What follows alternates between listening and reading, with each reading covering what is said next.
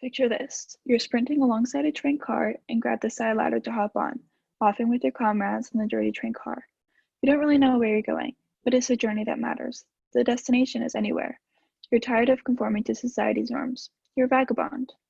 We often become so entangled in our own lives and worlds that we can forget the many cultures that surround us, such as hobodom. Through extensive research into what it entails to be a hobo, as well as how it has evolved, we have gained valuable insight into this intense lifestyle.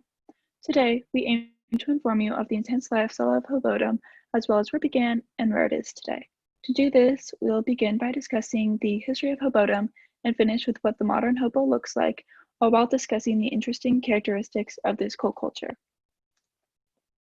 To understand hobodom, we first have to look at where and why it began. Merriam-Webster defines a hobo as a migrant worker or a homeless and usually penniless vagabond. In the 1860s, after the Civil War, thousands of soldiers returned home without places to go, jobs, or any money. They started to look to the newly built railroads to travel from town to town to find work. This is where the term hobo, thought to have been originated from the term hoboy, emerged. Soon after, they developed a set of laws from which the emergence of hobodom came. In the late 1800s, 63 of them started a union with a small subscription fee and a set of laws. These, among other things, told members not to abuse handouts, to respect nature, and whenever possible, to find work and stay clean. This set of laws is what hobodom is rooted in and what the lifestyle today can be attributed to. Once the Great Depression and the Dust Bowl of the 1930s hit, millions of Americans were forced to become homeless, which led to a rapid swell in the number of hobos. More people than ever were traveling by illicit train rides to find work. In William Hunt's journal, Which Way, Bo?, he explains that at up to World War II, there were around 60,000 hobos in the US, and of those, 20,000 could be traveling at any given time. This increase led to the development of jungles, or encampments of many hobos living together for safety and companionship. Hobodom began its gradual decline at the start of World War II as the great increase in the demand for labor made it unnecessary for people to be traveling to find work and labor. Now that we have some background on the emergence of hobodom, we can look at its interesting characteristics that defined it in the 19th and early 20th century. In Todd Kennedy's article discussing the hobo's road to modernity, he explains that there were two perspectives of hobos by society. Either they were romanticized or they were looked down upon, and sometimes with sympathy, but often with hostility. The culture of the 1950s and 60s saw this rejection of societal norms. Therefore, hobos were often seen as these heroes, or hobo heroes as they were called, that rejected the larger, more philosophical views of society and turned to freedom and life on the open road instead. Many authors wrote stories glorifying life on the open road and influenced many young people, especially men, to turn to the life of hobodom. Opposite to this, others saw hobos as these bums and tramps that were freeloaders and dirty beggars. They thought that they needed to stop hobos at all costs, which included lots of harassment, and even sometimes train crews would throw hobos off the side to their death. While hobodom was romanticized, they faced continuous threats that made it increasingly difficult to survive. Acknowledging these different perspectives can aid us in better understanding the pros and cons of hobodom. In the past, hobos used a system of symbols to talk to one another without others knowing. For example, there were networks of information written in either Spanish or a secret code that they put underneath bridges or on certain walls to help others know things like what trains to take or places to hide and where they could find work. Hobos usually used trains to find work, food, and shelter. Food was often obtained through begging, especially back in the day, as housewives were really generous, especially towards the young men. Some days they would have a giant spread for all of them, and others they were not so lucky. Hobodom was definitely romanticized back then, but they had many hardships that made it increasingly hard to survive. Hobos encountered fights between roadsters, hostility towards their lifestyle, violence from train crews, and they struggled to find food, and they always had to keep the weather in mind for shelter. Knowing the different perspectives towards hobos by society and learning about the unique characteristics of this intense lifestyle can aid us in better understanding the culture of hobodom. After learning about the early ages of hobodom, let's look into how their lifestyle has changed from when the co-culture was first introduced. The modern era of hobodom has evolved, especially by means of transportation and communication. Train hopping became less popular with the decrease of hobos on the move for work and the rise of the automotive industry.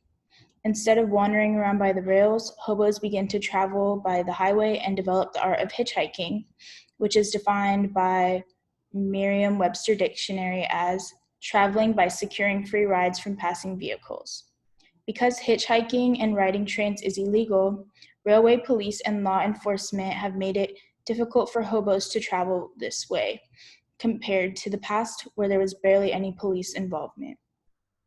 Aside from obtaining free rides, there are many hobos that have their own vehicles or share vehicles with others to get around.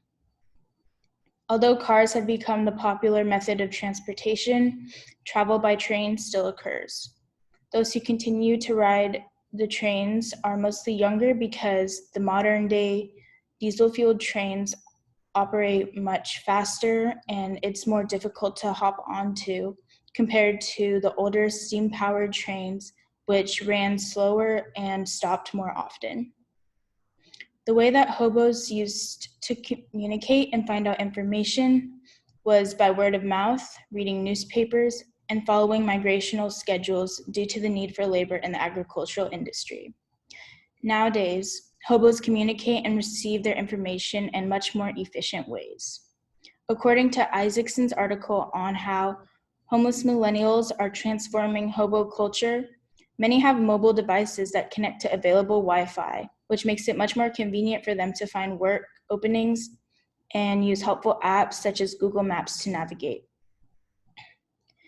In a way, hobos have created a new branch within their co-culture that depends on technology and internet to help keep them connected to each other and have access to all kinds of job opportunities within their community.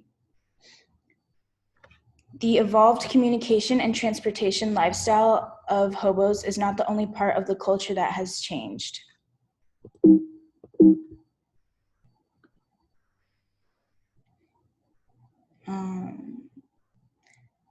Compared to early hobodom, modern hobos have changed their appearances and the way they look and the way that they are perceived by others. Since the hobodom co-culture was created in search of labor beginning around the 1860s, these individuals looked just like everyone else that was in the lower class. The main priority was trying to find labor. Modernization of hobodom has created a mindset that this lifestyle is optional. Some may argue that riding the rails in search for better opportunities in life has always been a choice, but it may also be seen as the only reasonable option to continue to live. The modernized American hobo can be seen outside bus stations or in public parks with oversized packs, ripped clothes, piercings, and tattoos. Usually they travel with a dog or with a few other hobos for companionship and safety. During the Depression era, there were more than 1 million hobos in America searching for work. Today, there are fewer than 1,000 identified hobos. They are aware of how society perceives them and how they are judged on their lifestyle. Since the start, hobos have continuously been exposed to the dangers of drugs, violence, rape, and murder of one another. This is nothing new. They have to be attentive and look out for themselves as well as others in their society that they care about.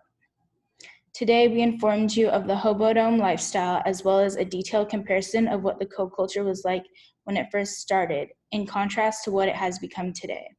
We walk through the history and explain the modern version of hobodom while discussing main characteristics that created the recognition of their identity. The hobodom co-culture symbolizes American qualities by displaying rebellious independence and putting in hard work for the hope of a better future. While there may be less hobos running alongside the rails today, they are still a prevalent co-culture and can be seen in modern-day America.